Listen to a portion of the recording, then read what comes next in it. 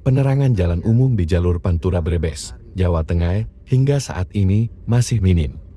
Pemudik diimbau berhati-hati saat memasuki wilayah Brebes pada malam hari. Kondisi gelap bakal dirasakan pemudik di jalur Pantura, mulai dari pintu masuk Jawa Tengah atau di Kecamatan Losari hingga memasuki kota Brebes.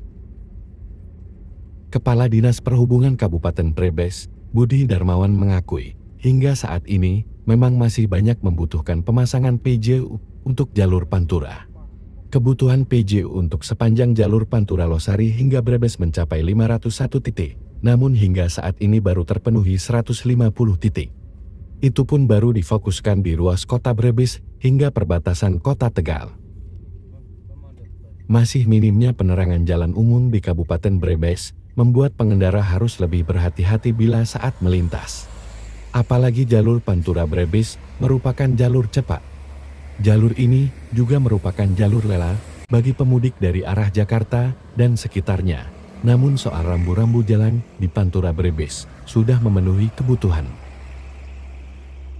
Dia menyebut, idealnya pemasangan PJU sesuai standar kelayakan harus berjarak antara 35 meter hingga 50 meter. Namun saat ini, penerangan jalan tersebut belum memenuhi standar. Lebih lanjut dia mengatakan, secara keseluruhan, kebutuhan PJU di wilayah Kabupaten Brebes mencapai 14.830 titik. Pemenuhan kebutuhan ini akan diselesaikan secara bertahap sesuai kemampuan anggaran daerah.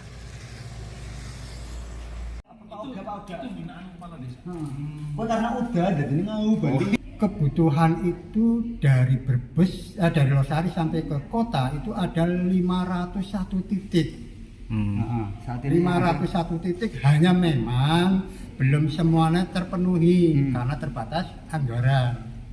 Sehingga kita pasang titik-titik yang memang rawan laka lantas.